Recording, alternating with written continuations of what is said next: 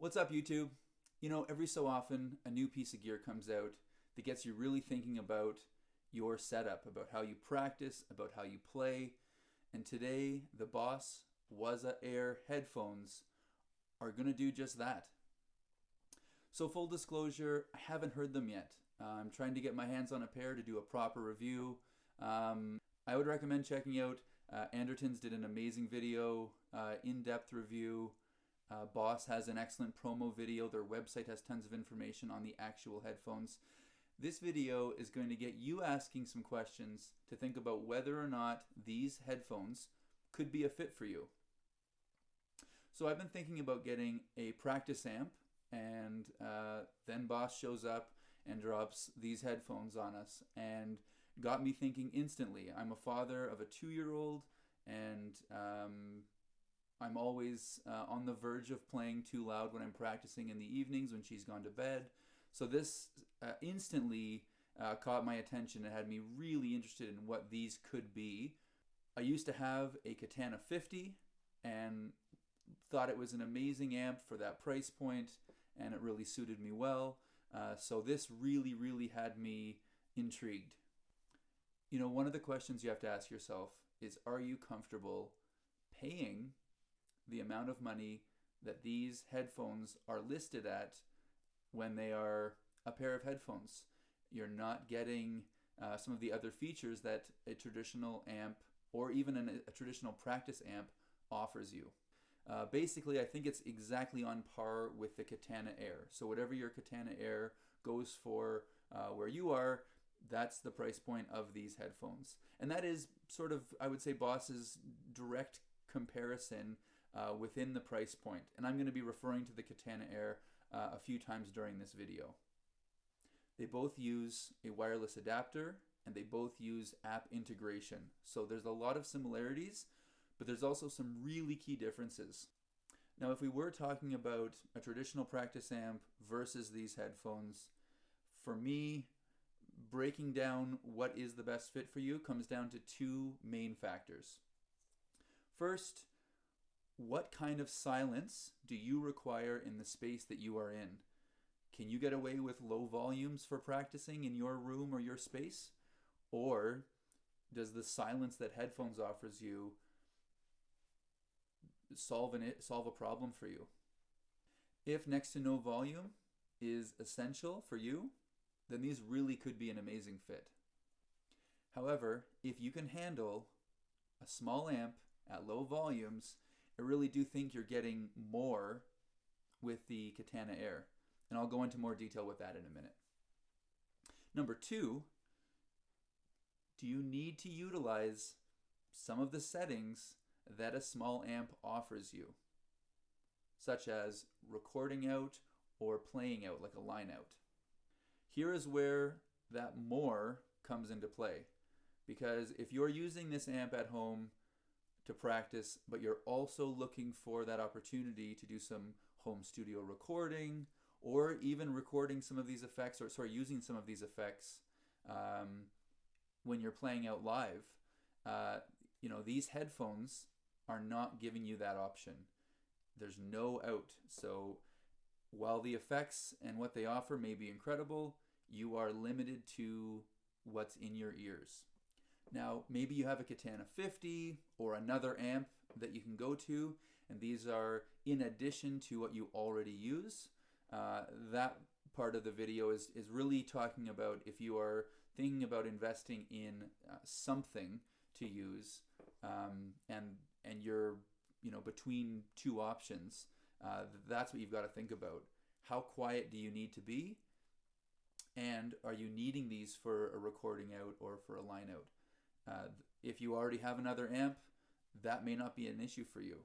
I suppose there is a number three, and that is just the pure convenience of these headphones. If they're offering you that opportunity to be, if you're on the road touring, you're on a tour bus and you've got your headphones on and you can be playing in the back or practicing or backstage, there is definitely a convenience factor to these that no other option offers right now, aside from the fact that you could just take an amp and plug in your guitar to that and run headphones out.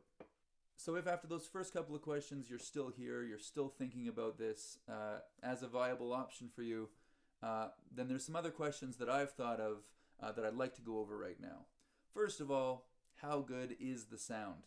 I've seen a few videos online, really great, first reactions where people are really, really impressed or blown away by these different effects. There's surround, static, stage where you can throw on a backing track in the background and your headphones are basically positioning you in the space and putting your guitar or your instrument sort of in the mix with that backing track, and that's sort of the big draw to these headphones, because any traditional amp, you're going to be able to hear that difference. You've got your backing track as one layer, and then sort of on top of that, you're hearing your guitar. So being able to put it into the space, that's the game-changing potential. That's what everyone probably wants to know, and that's why a lot of people are going to try to get their hands on them to test them. Next is, how comfortable are they? Am I going to be able to wear headphones for an hour and a half, 2 hours if I've got a session where I'm practicing? Are they going to annoy me? Am I going to be, irritated by having these things on my ears all the time? How comfortable are they? How light are they? How's the fit? I have a nice pair of AKG over-ear headphones, and they don't even touch my ears. These don't look like they're completely over the ear. Looks like it's going to sit somewhat on the ear. So, how light is it? How cushiony is it? These are all questions that are going to make a huge difference in deciding whether or not these could actually replace a practice amp. Also, how is the pairing experience? As an Apple user, I'm used to that, W1 chip, I want to say, where if I've got, either a pair of Apple headphones or my BOSE headphones on, it's a matter of just pushing a button and it pops right up on the screen. You get used to that and you get a little bit spoiled by those features. So that's another thing to consider. I haven't been able to find yet what level or what rating of Bluetooth these headphones come with. So that's going to determine, the quality of the pairing and if they'll ever, lose connectivity. Everyone so far says that they've held their connectivity. I think another factor in this decision is, can these headphones replace the other headphones that I was using? Can these be my traveling headphones when I'm, just pairing by Bluetooth for audio streaming? Which brings me to another question. And BOSS claims it's 3-hour charge time on the headphones and 5 hours of playback time. And what I'm curious about is, I assume that that's 5 hours of playback using the transmitter plugged into my guitar.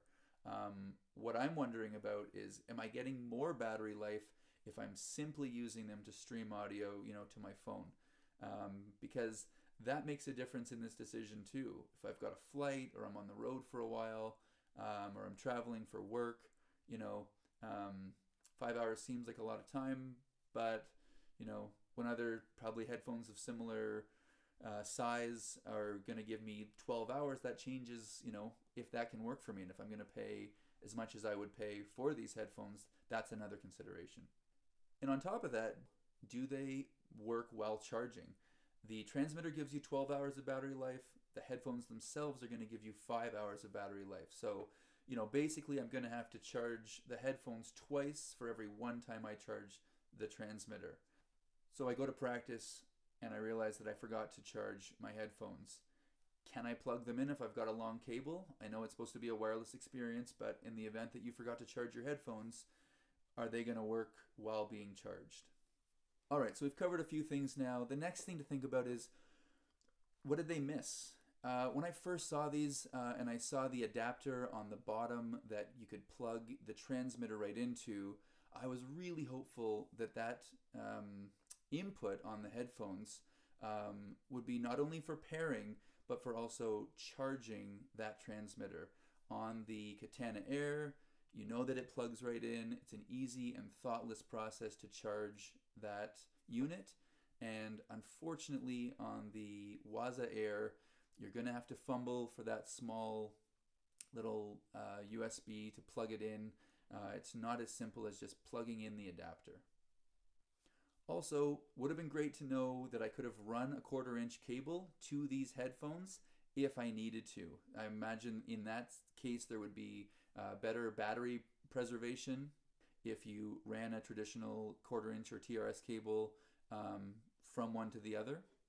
The other question I have is, how long does the unit, I'm talking about the transmitter, need to be motionless for it to flip over into standby mode? Standby mode is going to give you better battery life, and I know one of the hacks they showed in the Anderton video was if I ran that transmitter at the end of my pedal board, basically I could get any of the effects in my pedal board running through those headphones. It's a great hack. But then if I'm using it as I normally would, utilizing the app, and that standby mode takes, quite a while to kick in if it's sitting still, then I'm essentially losing, valuable battery life.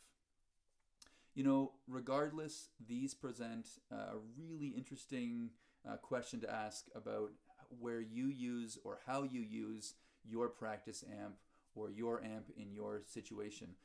It's got me asking some really interesting questions. I can't wait to get my hands on these. If you haven't already, please give this video a like. Consider giving me a subscription. Hit that bell for notifications as well. I intend on getting more videos like this up. My name is Ryan, and this has been Tides on Earth. Thanks so much for watching, and we'll see you in the next one.